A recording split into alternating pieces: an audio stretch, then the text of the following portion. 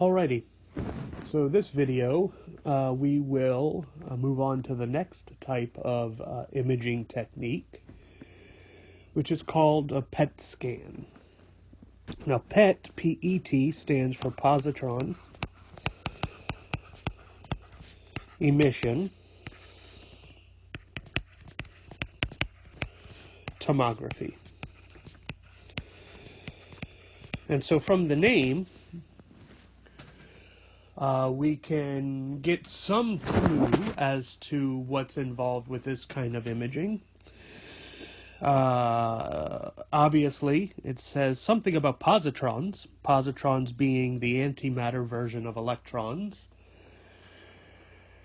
And so this technique somehow deals with some material being given to the patient, which is going to be imaged, and part of the process deals with whatever material is given to the patient. It eventually emits positrons, and somehow the detector will find a way to detect the presence of those positrons, whether directly or through some indirect means. But, of course, we'll get into the specifics in a bit. But for now, just get a feel for the fact that this technique now deals with positrons rather than necessarily X-rays, let's say. The reason for this technique, well, right now, as far as we've been through, we've had two kinds of imaging techniques, X-rays, X-ray imaging, and CAT scans, or CT scans.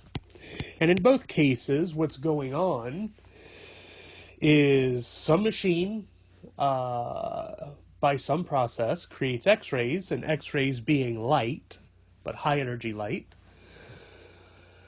The machine sends those X-rays, those light particles, through the patient.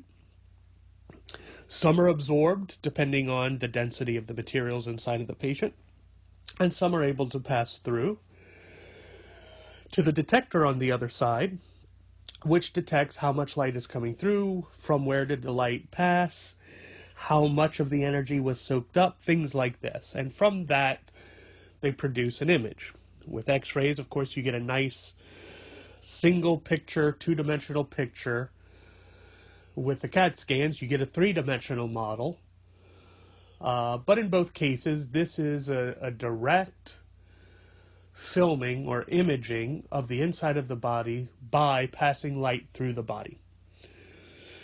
Now, this is very good, except there could be some things one may want to detect inside of a patient that may be difficult to see. For instance, cancer. We can detect cancer by X-rays or CAT scans, but in general, it's detected because you visually see evidence of it in the picture, in the image. And in order for that to be true, the cancer or the buildup of cancer cells or tumor or whatever you want to call it has to be large enough, sufficiently large enough and distinct from its surroundings to show up on the image.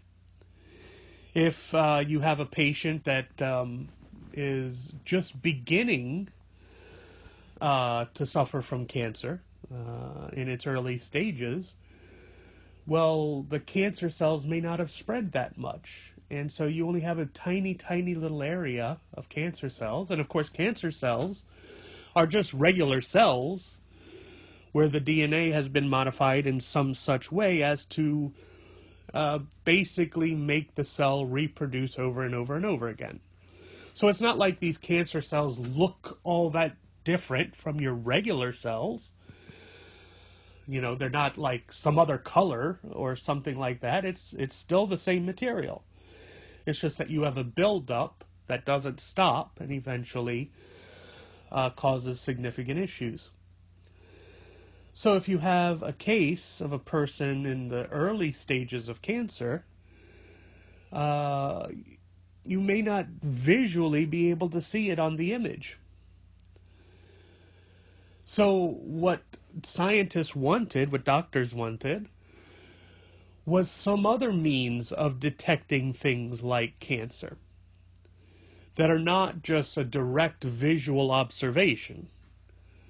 Because as I said, direct visual observation is highly dependent on your ability to differentiate between two different materials, let's say really close to each other, or of very similar densities, and that's just very difficult to do, if not impossible sometimes.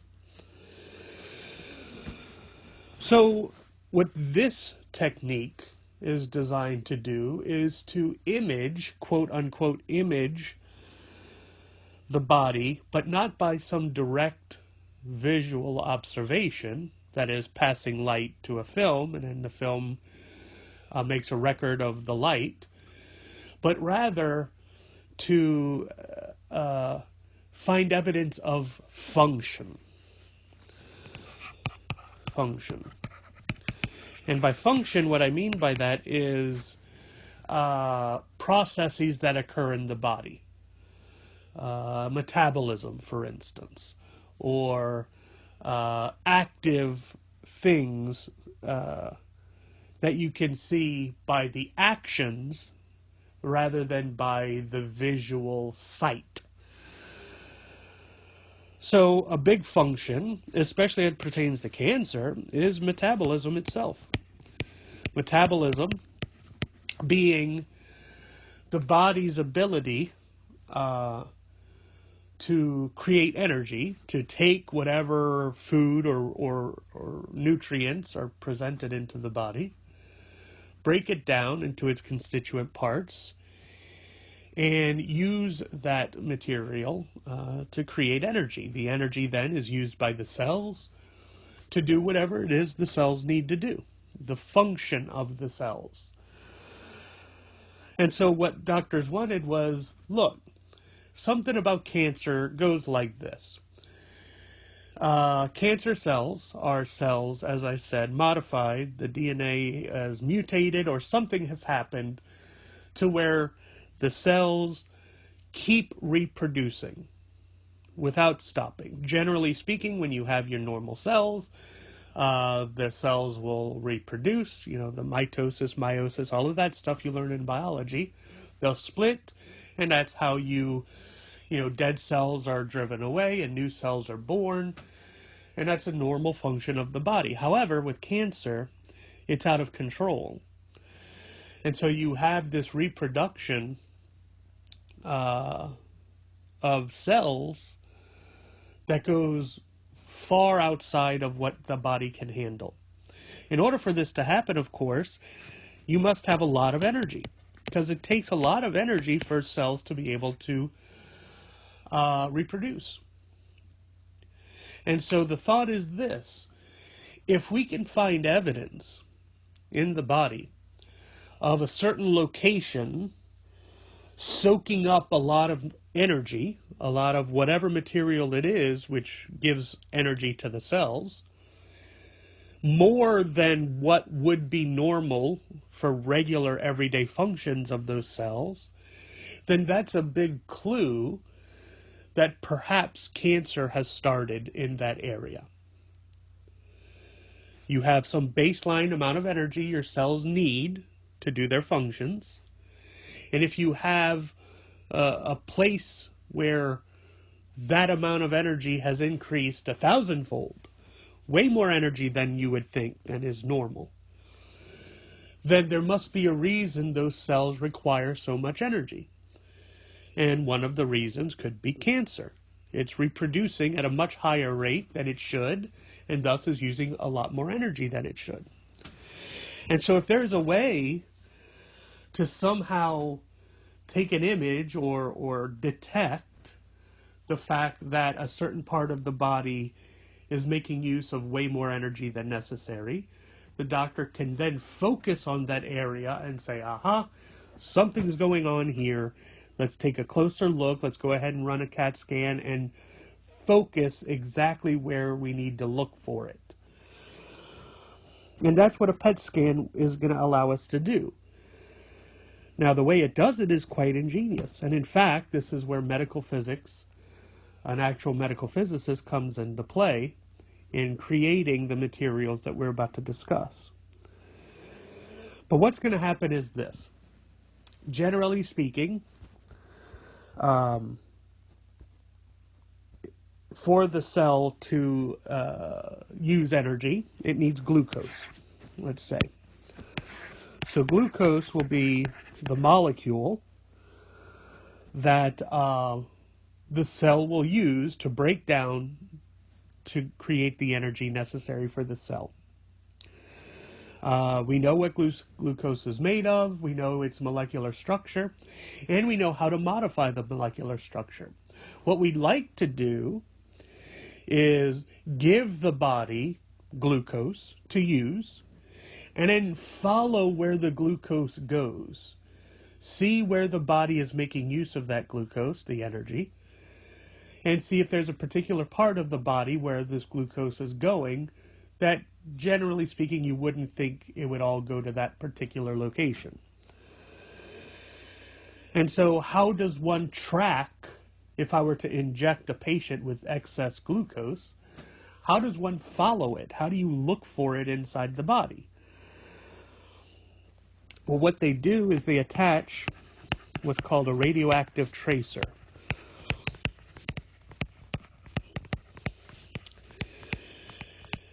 And what that is some atom, some radioactive atom,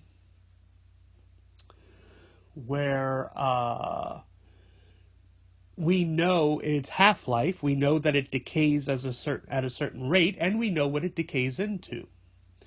So if I can attach a radioactive atom to this glucose molecule, inject it into the patient, as the glucose molecule is moving throughout the body, going to where it can be used, that radioactive isotope, the radioactive atom, will start to decay, and in doing so will send off radioactive particles that we can track. It'll send off electrons, or it'll send off positrons. At the beginning of the semester, we discussed the different types of decay, beta decay, for instance. And so this could be a way of us being able to track where the glucose goes. Attach to the glucose this radioactive substance, which, as it's in the body moving around, will decay into certain particles that we can look for, have a detector around the person, and detect those particles coming out of the person's body. We look at where those particles came from, and we see where the glucose must be. That's what a radioactive tracer allows us to do.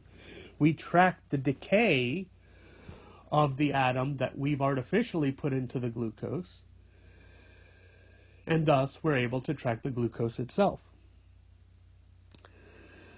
Now, we use glucose, of course, because the body uses glucose everywhere. Every cell in our body needs it. And so no matter where cancer may arise, glucose will be that energy source the body's going to be using to try to allow those cancer cells to reproduce. So it'll be perfect. The body naturally uses glucose. If we can attach this tracer to the glucose molecule, the body will make use of the glucose, and we just follow where it goes. And the hope is, well, under the assumption the patient has cancer, the hope is they don't, but let's say they do, the hope is that if the patient has cancer, that glucose with this tracer on it will build up in a certain location, and thus we can detect where the buildup is occurring, and thus indirectly see where the cancer must exist. So, what are some of the details about this? Well, first of all, glucose molecule looks like this, basically. We have carbon, oxygen, carbon, carbon, carbon, carbon, Okay, so a ring molecule. On this carbon, we have hydrogen. And then we have another carbon, hydroxide, hydrogen, hydrogen, hydroxide and hydrogen, hydroxide and hydrogen. Same over here, and same over here, of course. So there's glucose. Now, what a medical physicist will do is take this hydroxide and replace it with a special version of fluorine called fluorine 18. And fluorine 18 is radioactive. Radioactive. But what's nice about this, first of all, fluorine is a very, very active element. It likes to attach itself to other molecules quite easily. And so we can attach it to this glucose, and in fact, in doing so, the body really can't see the difference between what originally was the regular glucose versus what is this modified version, which, by the way, is called fluorodeoxyglucose, or FDG. So fluorodeoxyglucose just means it's glucose. We've taken the oxygen, actually the hydroxide, which has oxygen in it, of course, ion off, and we've replaced it with fluorine. So that's what FDG is. And this is a special form of FDG called F18 FDG. So we're specifying that the fluorine that we've installed into this glucose molecule is the radioactive version, the fluorine 18 isotope. So it's F18 fluorodeoxyglucose. Now, why do they choose fluorine 18? Well, the reason is this. You can choose different radioactive materials, different ions, different nuclei. But each one is going to have a different half-life. So, uranium, or let's say carbon, carbon-14, has a half-life in the, 5,000 or so years. So it takes a very long time for that carbon to decay. And then you've got other ones that decay in split seconds. But here's the thing. You need to find a radioactive material that won't take too long to decay, because, of course, if you inject it into the body and you're sitting there waiting for it to decay to find the evidence of that decay so you could track the glucose, well, if it takes 5,000 years to decay, you're going to be waiting a long time. But on the other hand, you can't have something that's too active, whose half-life is too short, because by the time you inject, you've created this molecule and you inject it into the body, it's all decayed. It decayed too quickly. And so you can't actually get the person into the machine and take the images. So fluorine 18 is chosen because its half-life is relatively short enough to be able to actually see it in live real time. It's not going to take hours to do. It'll take minutes. But at the same time, it's not so short as to have the whole thing used up before you can even take the picture. All right, so medical physicist creates this material. And he has to create it at the time because, again, this half-life issue, you can't just, have a factory make a whole bunch of this stuff and bottle it, because while it's sitting there on your shelf, it's decaying away. So you have to produce the material right there for the patient. But anyway, that's done. They create it, they know how to do it, and they do it. And so then this is injected into the patient, and it just moves around in the bloodstream and moves to wherever the cells need it, because the body literally thinks it's just regular old glucose. Usually, you'll have a cell, let's say, trying to take in glucose because it wants to break it down to create energy. But since the body can't tell the difference, it'll also be intaking this FDG, this modified, this radioactive glucose. But the thing about it is, while the body doesn't see a difference between glucose and FDG, it thinks it's the same thing, so it takes it in, expecting it to be the energy. It can't actually break it down like it can break down glucose. So generally, with glucose, the body will take it into the cells will then break it down, creating its constituent parts, and then use those parts to form the energy needed to do what the cell needs to do.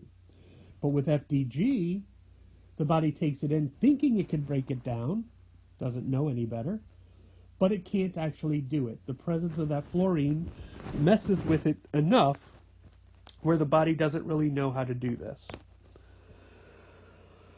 So, what happens? You get a big buildup of the FDG that cannot be used. And so over time, the time at which you're actually in the machine, if there is a part of your body which requires excess energy, it'll be taking in this FDG and keep taking it in and taking it in and taking it in because it needs more and more and more energy.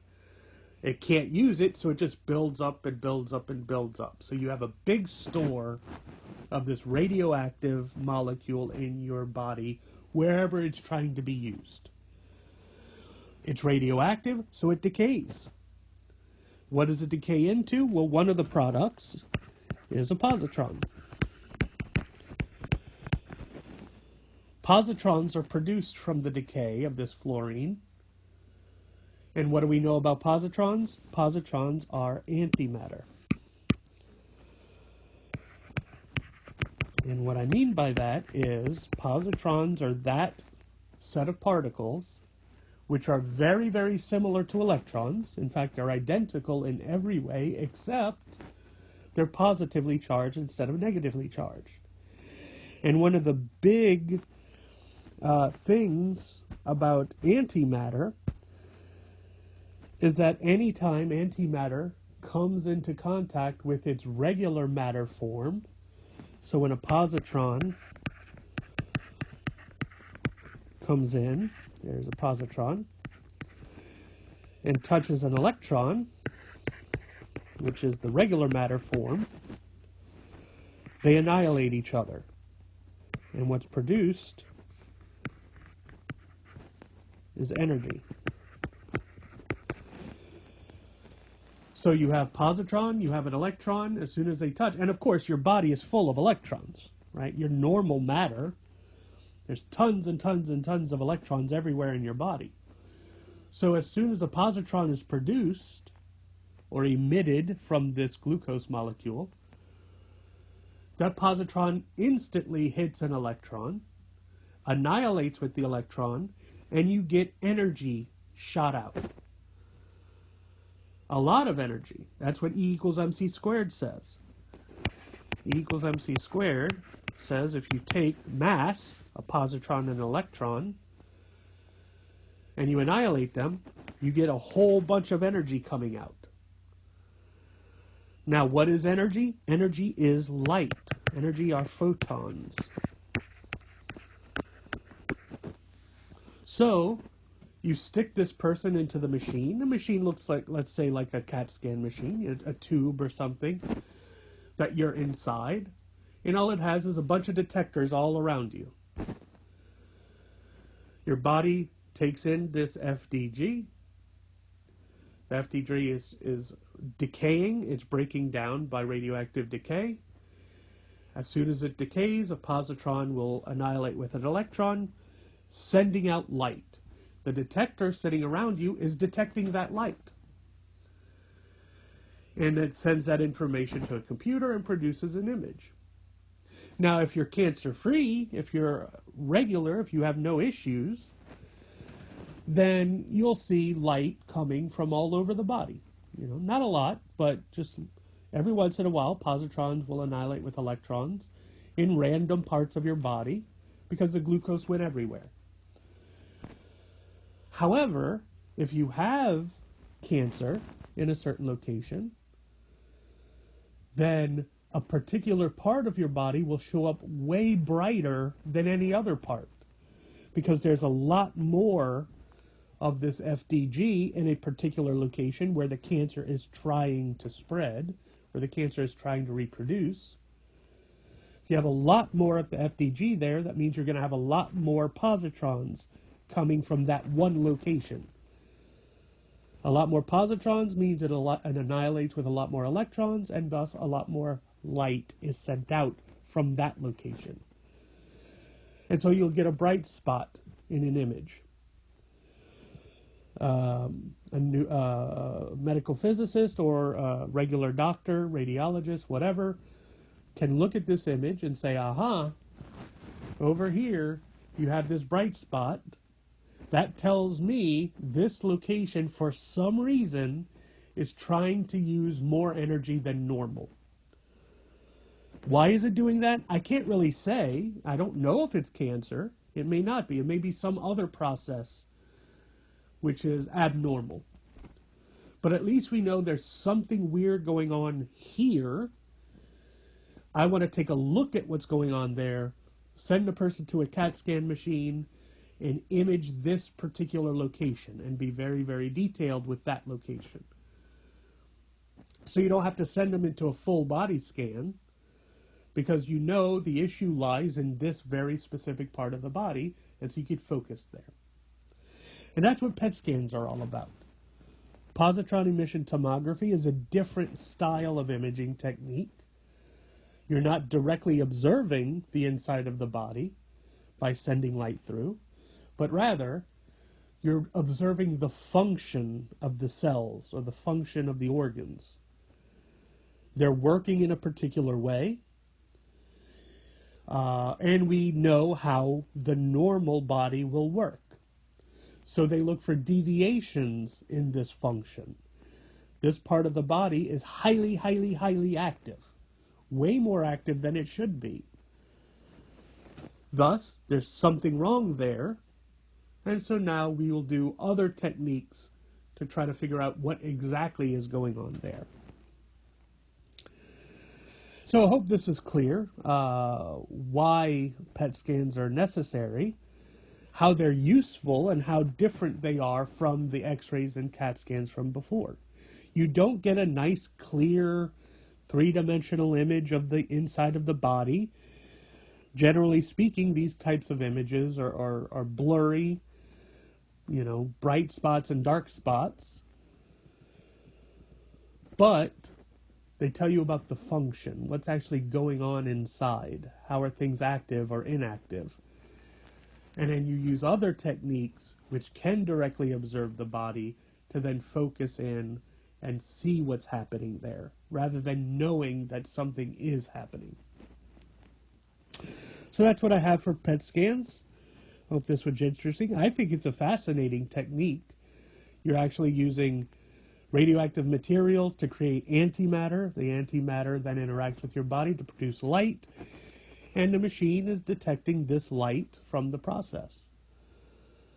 I think it's an ingenious idea. Whoever came up with it was brilliant.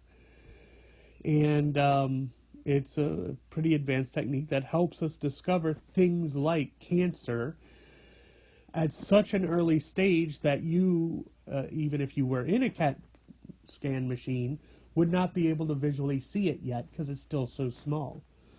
But the doctors can tell there's something wrong going on, and so they can start treatment early before it gets out of hand.